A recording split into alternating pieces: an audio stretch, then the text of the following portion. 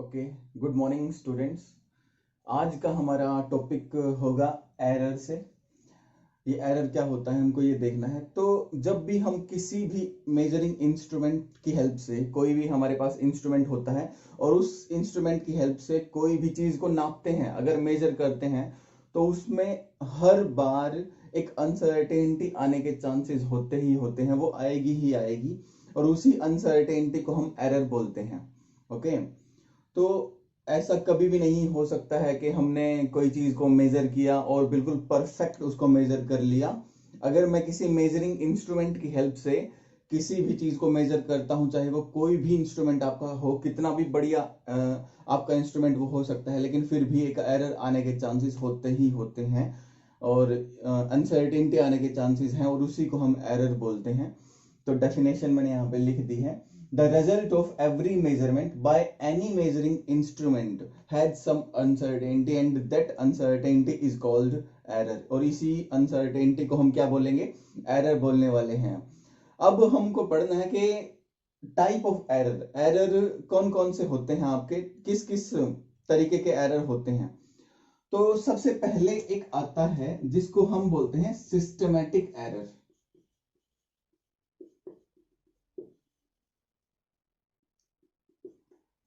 ये जो systematic error वो होता है, ये वो होता है जिसको हम रिमूव कर सकते हैं। ठीक है, तो ऐसे एरर जिनको रिमूव किया जा सकता है, कैन बी रिमूव्ड। ऐसे एरर्स जिनको हम क्या कर सकते हैं, रिमूव कर सकते हैं, उनको हम सिस्टमेटिक एरर बोलते हैं। और ऐसे कौन कौन सी रीजंस हैं जिनकी वजह से ये एरर आ सकता है, आपका जो सिस्टमेटिक एरर आ सकता है, वो कौन कौन सी चीजें हैं। तो सबसे पहले हम देखते हैं, एक होता है इंस्ट्रूमेंटल एरर।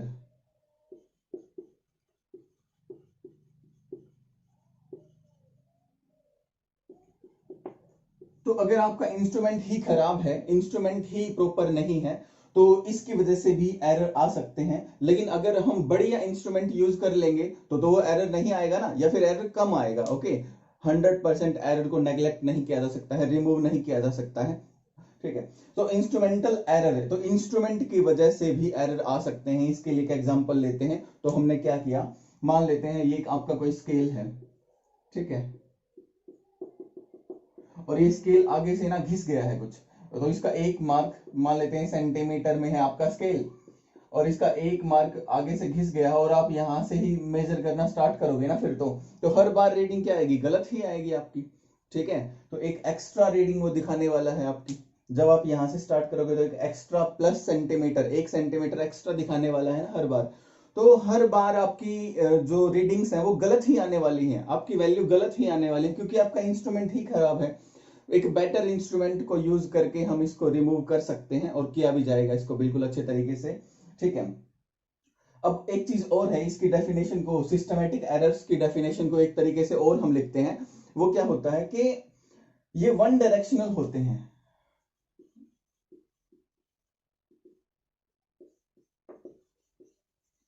ये एरर्स क्या होते हैं, वन डायरेक्शनल होते हैं। तो वन डायरेक्शनल एरर को भी हम क्या बोलते हैं, सिस्टमेटिक एरर बोलते हैं। वन डायरेक्शनल का मतलब ये होता है कि अगर यहाँ पे आपकी लेंथ हर बार वो एक्स्ट्रा बता रहा है, देखो स्केल आपका आगे से घिस गया है, आप लेट स्टार्ट कर रहे हो यहां से, तो वो एक एक्स्ट्रा सेंटीमीटर बताएगा, तो हर बार आपका एरर प्लस में ही आने वाला है। ठीक, समझ रहे हो आप, ज्यादा ही आने वाला है।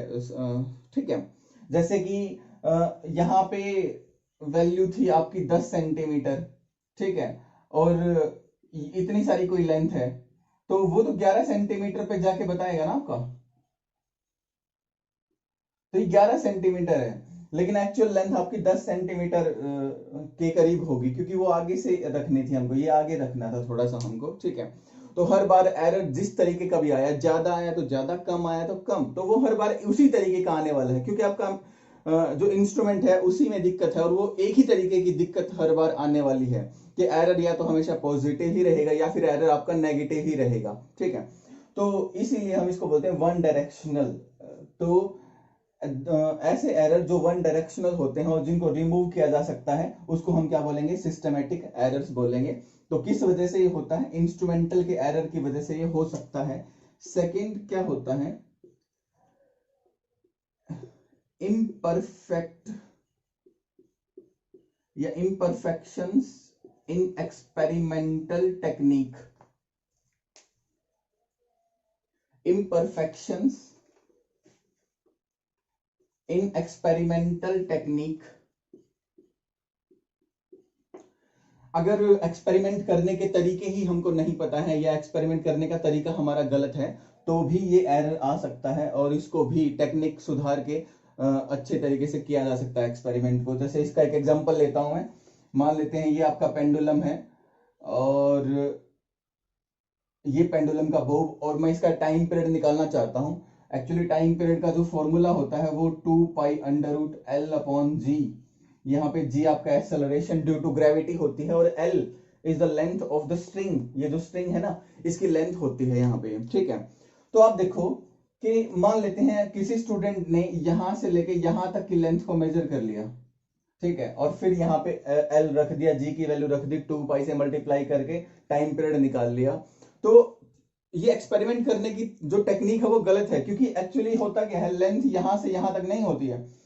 ये जो बोब है ना आपका, बोब का सेंटर ये होता है, तो बोब के सेंटर तक जाना होता है आपको। तो जो एक्चुअल लेंथ है वो यहां से लेके यहां तक हुई, ठीक है। तो आपने लेंथ ही मेजर करी है गलत, एक्सपेरिमेंट करने की आपकी टेक्निक ही गलत है, तो रिजल्ट तो गलत आना ही है, लेकिन इसको भी रिमूव किया जा सकता है। अच्छा, थर्ड एक और तरीका है हमारे पास जिसको हम बोलते हैं पर्सनल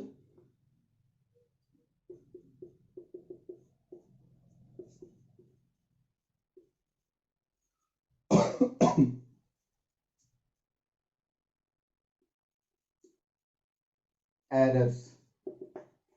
तो पर्सनल एरर किसकी वजह से होगा? पर्सनल एरर उसकी वजह से होता है जो एक्सपेरिमेंट करता है। मान लेते हैं उसको रीडिंग देखने का तरीका ही नहीं मालूम है। इसके लिए एक एग्जांपल लेते हैं सिंपल सा। देखो, जब मान लेते हैं कोई आप वोल्ट मीटर से किसी से एमीटर से कोई रीडिंग ले रहे हो मान लेते हैं, और यहाँ पे आपके नंबर्स हैं, कैलिब्रेशन हुई है इसकी 0 1 2 3 4 5, और यहाँ पे आपका वो निडल होता है, ठीक है। तो जब निडल को हम देखते हैं तो यहाँ आपकी निडल होती है। तो अगर मैं निडल को यहां से देखता हूं, अगर मैं इस तरीके से निडल को देखता हूं जैसे यहाँ पे आगे, तो मुझे लगेगा कि निडल आपकी यहाँ कहीं है, तो इस तरफ शिफ्ट होती हुई नजर आएगी ये निडल। अगर मैं इसको यहां से देख लेता हूं निडल को, तो फिर मुझे लगेगा कि ये निडल आपकी इस तरीके से यहाँ पे चली गई है।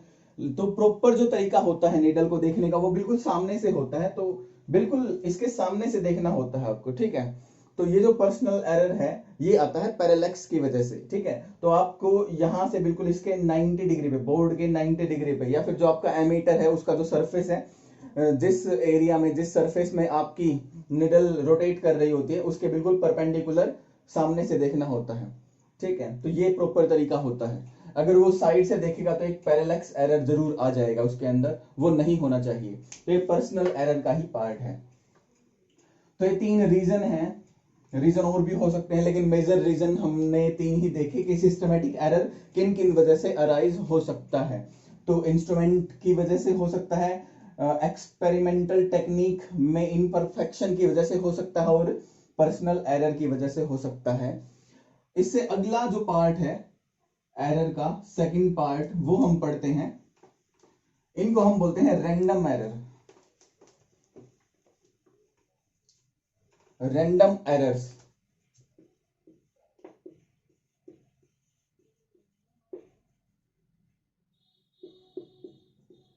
रैंडम एरर वो होते हैं जिनका प्रेडिक्शन ही नहीं हम कर पा रहे हैं कि किस वजह से होते हैं। तो कैन नॉट बी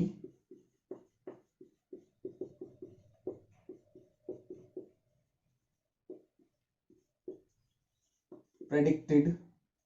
इनको हम प्रेडिक्ट नहीं कर सकते हैं। और कैन नॉट बी रिमूव्ड। और ऐसे एरर जिनको हम रिमूव ही नहीं कर सकते हैं क्योंकि हमको पता ही नहीं उनकी कोज का। पहले तो क्या था, एक्सपेरिमेंट टेक्निक गलत है तो एक्सपेरिमेंट टेक्निक को ठीक कर लो, आपका एरर कम से कम आ जाएगा। यहाँ पे हमको पता ही नहीं होता कि ये एरर किस वजह से आते हैं, तो इनको हम रिमूव नहीं कर सकते हैं। तो ऐसे एरर जिनको रिमूव नहीं किया जा सकता है उनको हम बोलते हैं रैंडम एरर्स। ये किस वजह से हो सकते हैं? तो मान लेते हैं फ्लक्चुएशन हो रहे हैं आपके टेम्परेचर में, या फिर जो कंडीशंस हैं, क्लाइमेट चेंजेस हैं, जैसे जैसे आपका टेम्परेचर बार बार चेंज हो रहा है, प्रेशर बार बार चेंज हो रहा है, तो किसी भी रीजन की वजह से हो सकते हैं जिनको हम प्रेडिक्ट नहीं कर पा रहे हैं, तो ये आपका रैंडम एरर होता है। थर्ड होता है आपका लीस्ट काउंट एरर।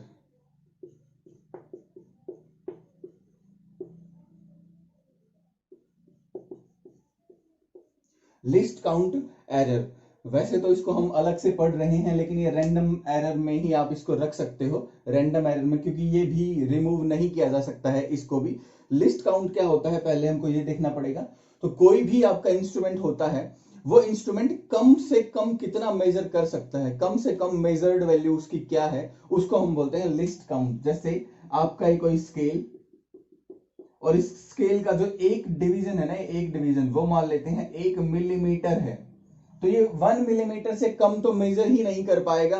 तो ये जो हमने इंस्ट्रूमेंट बनाया हुआ है, इसका जो लिस्ट काउंट है वो 1 मिलीमीटर है, ठीक है। और इसमें एरर आने के चांसेस कितने हैं, तो 1 मिलीमीटर एरर आने की ही तो चांस है इसमें। जितनी इसकी लिस्ट काउंट है, कम से कम ये जितना मेजर कर रहा है, एरर भी उसी के आसपास आ सकता है, उससे ज्यादा तो नहीं हो सकता है एरर आपका, 1 सेंटीमीटर से ज्यादा नहीं हो सकता, तो इसी को हम बोलते हैं लिस्ट काउंट एरर।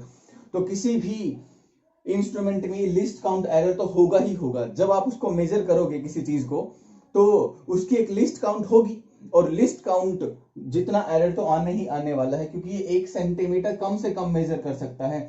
तो ये 0.5 मिलीमीटर, सेंटीमीटर की बजाय मिलीमीटर की हम बात कर रहे हैं, तो 0.5 मिलीमीटर को तो मेजर ही नहीं कर पा रहा है ना ये। तो मैंने लिखा 15.5 मिलीमीटर, 15.6 मिलीलीटर, 15.4 मिलीमीटर। तो मैंने ये वैल्यूज लिखी। तो ये क्या बताने वाला है, ये कम से कम 1 मिलीमीटर मेजर करता है। तो या तो ये क्या करेगा 15 मिलीमीटर, या फिर ये 16 मिलीमीटर ही बताएगा, क्योंकि इससे छोटा तो ये बता ही नहीं पा रहा ना, या तो 15 बताएगा फिर 16 बताएगा। तो यहाँ पे देखो 15.4, 15.5, 15.6, 15.9, ये वाली वैल्यूज तो क्या हो जाएंगी, ये वाली वैल्यूज तो एरर में ही काउंट होंगी ना फिर, क्योंकि हमको इनका तो पता ही नहीं, क्योंकि ये तो सबको 15 बताने वाला है या फिर 16 बताने वाला है, ठीक है। तो ये लिस्ट काउंट एरर होता है, इसको भी हम रिमूव नहीं कर सकते हैं, लेकिन हाँ जिस भी एरर को रिमूव हम कर सकते हैं इनमें से, जैसे कि सिस्टमैटिक एरर था हमारा फर्स्ट वाला, उसको हम रिमूव कर सकते हैं। लिस्ट काउंट को भी हम कम से कम कर सकते हैं, बिल्कुल प्रॉपर तरीके से रिमूव तो नहीं कर सकते हैं। किस तरीके से, हम नंबर ऑफ एक्सपेरिमेंट्स को बढ़ा देते हैं, नंबर ऑफ रीडिंग्स को बढ़ा देते हैं, ठीक है। हम एक एक्सपेरिमेंट को एक बार नहीं करते हैं, एक एक्सपेरिमेंट को हम बहुत बार करते हैं, नॉर्मली 7 टाइम्स। अगर आपको एग्जैक्ट रीडिंग्स निकालनी है तो 7 टाइम्स रीडिंग लेनी होती है। 7 टाइम अगर आप रीडिंग लेते हो तो एरर प्रॉपर वैल्यू आने के 99% या फिर 95 से मैक्सिमम ज्यादा चांसेस आपके हो जाते हैं। तो ये लिस्ट काउंट है आपका। तो हम क्या करेंगे, नंबर ऑफ रीडिंग्स बहुत ज्यादा लेंगे और उन सब रीडिंग्स से एक एवरेज वैल्यू निकाल लेंगे और उस एवरेज वैल्यू को ही ट्रू वैल्यू मान लेंगे फिर हम। ओके, तो ये था हमारा टाइप्स ऑफ एरर। अब हम करते हैं, जब हम एरर को कैलकुलेट करते हैं तब कौन कौन से एरर हम निकालते हैं। तो अगला टॉपिक क्या होगा हमारा, अगला टॉपिक होगा types of error in calculation. जब हम एरर को कैलकुलेट करेंगे, ये तो मैंने सिर्फ नाम बताए हैं एरर्स के कि ये होते हैं एरर, लेकिन कैलकुलेशन में क्या क्या निकालते हो आप, कैलकुलेशन में कौन कौन से एरर होते हैं ये हमको पढ़ना है। तो types of error in calculation.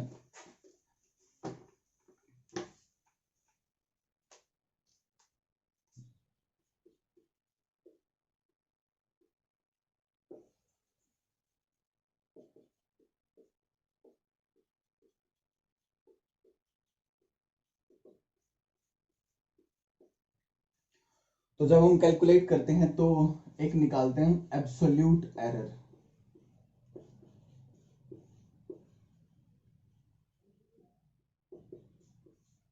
Absolute error क्या होता है, हमने कोई एक्सपेरिमेंट किया और एक्सपेरिमेंट करने पे हमारे पास वैल्यूज आई, जैसे कि A1, A2 ये रीडिंग्स आई हैं हमारे एक्सपेरिमेंट की। तो मान लेते हैं मैं कोई टाइम पीरियड से रिलेटेड एक्सपेरिमेंट कर रहा हूं, तो मैंने टाइम पीरियड जो मेजर किए हैं, एक बार आता है A1, एक बार आता है A2, एक बार आता है A3।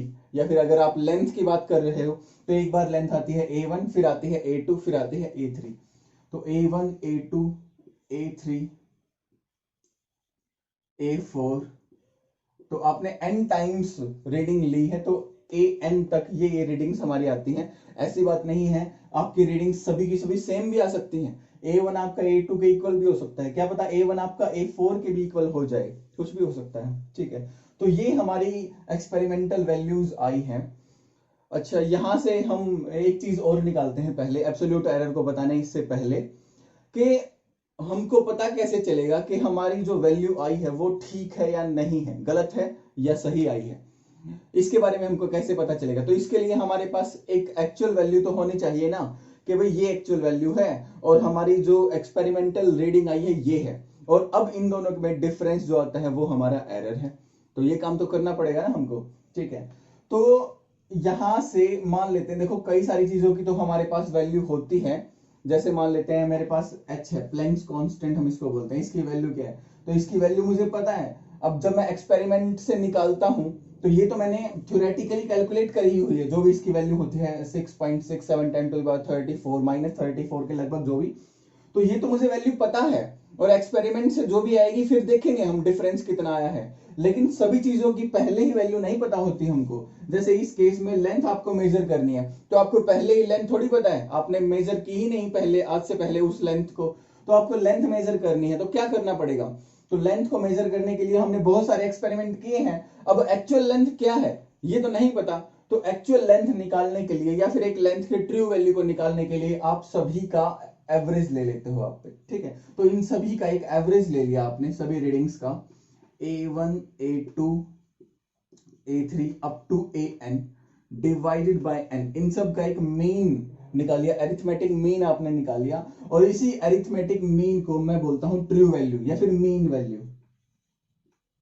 ठीक है, या ए ट्रू, ये हमारी ट्रू वैल्यू है। तो जब जब जब हमारे एरर आने वाले हैं, उन एरर को मैं इस ए मीन के साथ या ए ट्रू वैल्यू के साथ कंपेयर करूंगा कि यहाँ पे कितना कितना डिफरेंस आया है, कितना कितना एरर आया है। तो ये एक वैल्यू हमने निकाल ली, जो ट्रू वैल्यू हम इसको नाम देंगे। तो ट्रू वैल्यू क्या है, true value is the actual value.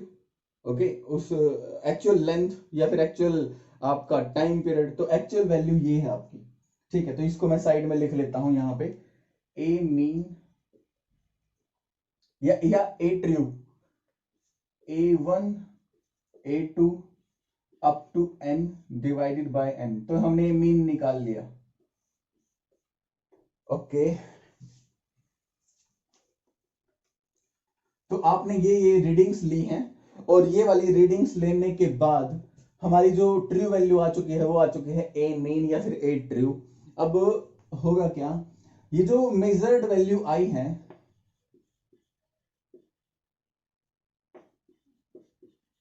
Measured value का ट्रू वैल्यू के साथ या फिर मीन वैल्यू के साथ जो डिफरेंस आता है, इसी को हम बोलते हैं एब्सोल्यूट एरर।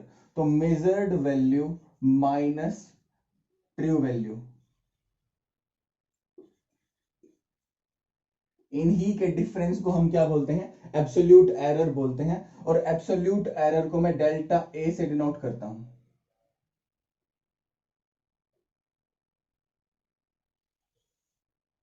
ठीक है, और एरर देखो आपका नेगेटिव भी आ सकता है, पॉजिटिव भी आ सकता है। ठीक है, नेगेटिव भी आ सकता है, पॉजिटिव भी आ सकता है, लेकिन जो एब्सोल्यूट एरर होता है उसको मैं हमेशा मोड से बताता हूं।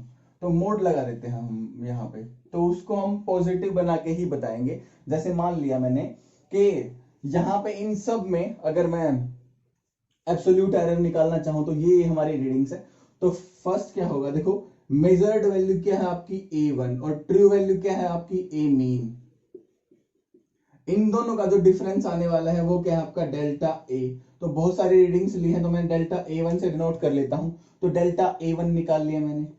इसी तरीके से A2 A मीन, यहां से डेल्टा A2 आ जाएगा, A3 minus A mean, delta A3 आ जाएगा, अप टू A ना B आप निकाल सकते हो। तो हमने क्या किया है, हमने मेजर्ड वैल्यू का ट्रू वैल्यू के साथ जो हमारी एक्चुअल वैल्यू होती है, ट्रू वैल्यू होती है, उसके साथ डिफरेंस देखा और ये डिफरेंस आया। अब ये पॉजिटिव भी आ सकता है, ये नेगेटिव भी आ सकता है, ठीक है। जैसे मान लेते हैं यहाँ पे ये जो हमारी मीन वैल्यू है, वो मीन वैल्यू है आपकी 1.5, 1.5 और ट्रू वैल्यू जो है वो एक बार आती है आपकी 1.4, एक बार क्या पता 1.6 आ रही हो, और एक बार क्या पता 1.7 आ रही हो। अलग अलग वैल्यूज आ सकते हैं, ये तो आपने मेजर करी है, तो मेजर्ड वैल्यू तो अलग अलग हो सकती है। तो यहाँ पे आप डिफरेंस जब देखोगे तो यहाँ पे आपका डिफरेंस कैसा आने वाला है, नेगेटिव आने वाला है, 0.1 नेगेटिव। यहां पे देखोगे तो पॉजिटिव आने वाला है, और यहां पे देखोगे फिर से पॉजिटिव आने वाला है। तो आपका जो डिफरेंस है वो पॉजिटिव और नेगेटिव कुछ भी हो सकता है, लेकिन आपका जो एब्सोल्यूट एरर है उसको हम बताते हैं मोड से। तो एब्सोल्यूट एरर निकालने के लिए आपको क्या करना पड़ेगा, आपको ये काम करना पड़ेगा, मोडलेस लगाना पड़ेगा, ठीक है। तो ये आपका एब्सोल्यूट एरर होता है। तो फर्स्ट जब हम कैलकुलेट करते हैं तो क्या कैलकुलेट कर सकते हैं हम, एब्सोल्यूट एरर आपसे पूछा जा सकता है, ठीक है। सेकंड हम निकालते हैं mean absolute error. Mean absolute error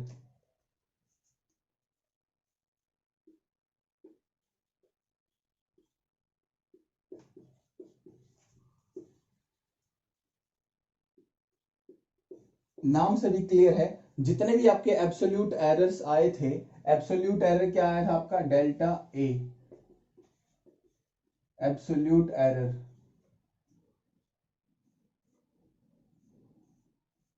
ठीक है। तो एब्सोल्यूट एरर्स का मीन निकाल दो तो आपके पास क्या आ जाएगा, एक मीन एब्सोल्यूट एरर आ जाएगा। तो arithmetic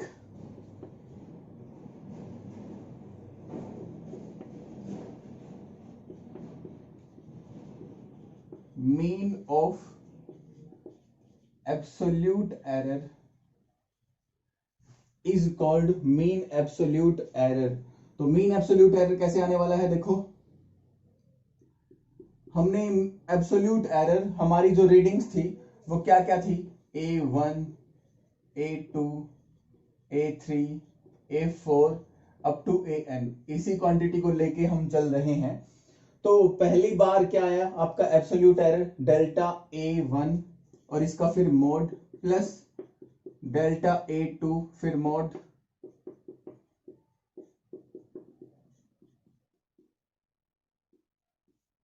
up to n divided by n। तो मैंने इसको n से डिवाइड कर दिया।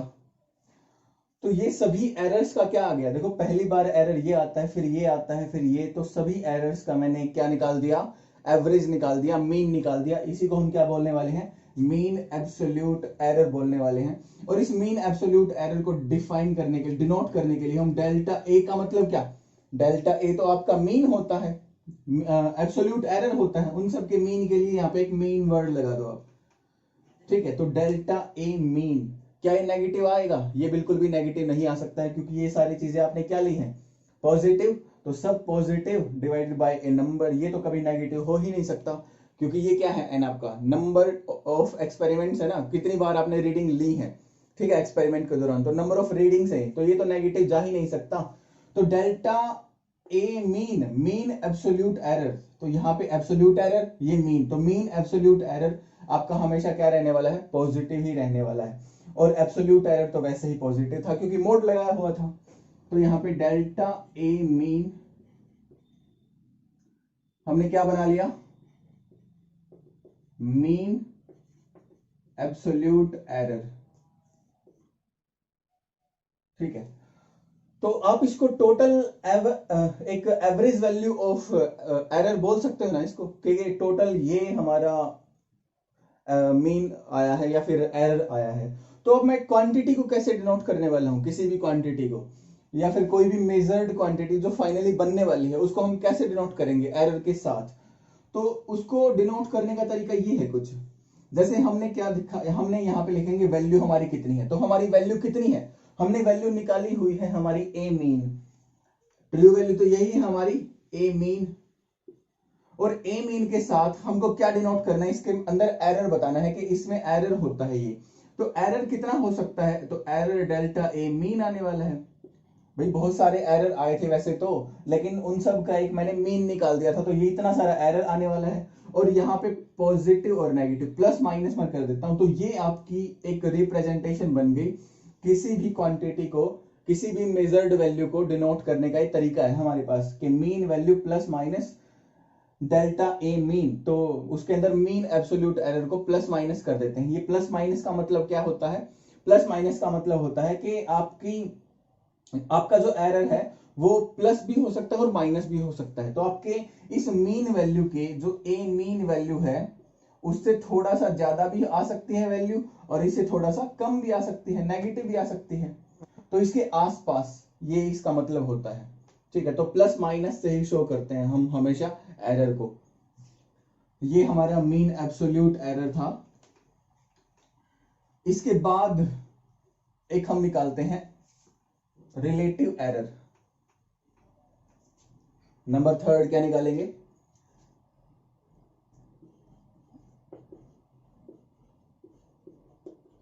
Relative error. नॉर्मली हम जब भी आपसे एरर पूछा जाता है तो हम एब्सोल्यूट एरर या मीन एब्सोल्यूट एरर नहीं निकालते हैं। किसी भी क्वांटिटी में रिलेटिव एरर ही हम निकाल के दिखाते हैं। इस रिलेटिव एरर का एक और नाम होता है, हम इसको बोलते हैं fractional error.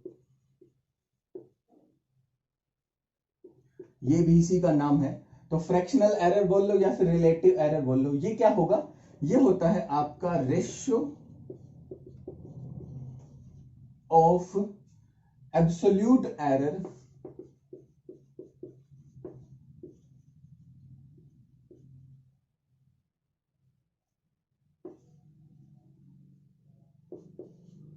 To mean value. हमारी जो मीन वैल्यू है ना ये वाली, ठीक है, और हमारा जो एब्सोल्यूट एरर आया था जो कि क्या था, डेल्टा ए या फिर मोड ऑफ डेल्टा ए। ठीक है, इन दोनों के रेशियो को हम बोलते हैं रिलेटिव एरर। कैसे, जैसे मान लेते हैं ये हमारा आया था क्या, ये हमारा आया था एब्सोल्यूट एरर डेल्टा ए से। मोड आप लगाओ या ना लगाओ, लेकिन आपको पता होना चाहिए ये वैल्यू हमेशा पॉजिटिव ही आएगी, क्योंकि एब्सोल्यूट एरर लिखना है आपको यहाँ पे। डिवाइडेड बाय मीन वैल्यू, तो मीन वैल्यू क्या है ये, तो delta A bye A mean या फिर डेल्टा ए बाय ए, इससे आप इसको रिप्रेजेंट करते हो। तो ये क्या है आपका डेल्टा ए बाय ए वो क्वांटिटी है। ठीक है, तो डेल्टा ए बाय ए ये आपका क्या हुआ, फ्रैक्शनल एरर होता है। ठीक है, तो हम जो हमारा एक्चुअल वैल्यू है उसके रिस्पेक्ट में बताना चाहते हैं कि हमारा एरर कितना आया है। ठीक है, एक्चुअल वैल्यू के रिस्पेक्ट में हो गया है। ठीक है, एक हम निकालते हैं नंबर 4 पे, जिसको हम बोलते हैं परसेंटेज एरर।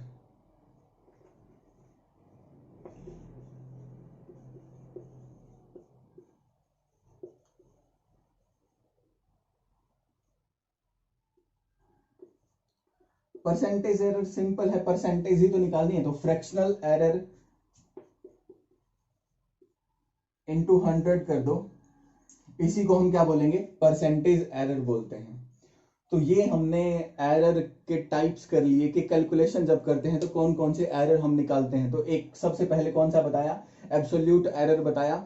और अगर मैं मीन निकाल दूं एब्सोल्यूट एरर का तो उसको क्या बोलते हैं, मीन एब्सोल्यूट एरर बोलते हैं। एक हम निकालते हैं रिलेटिव एरर, क्या, delta A bye A. Delta A क्या है आपका, fractional error, sorry absolute error है, और ए क्या है आपका, मीन वैल्यू है, ट्रू वैल्यू है। और इसके बाद परसेंटेज एरर है तो डेल्टा ए बाय इंटू 100 कर देना है। Okay, thank you.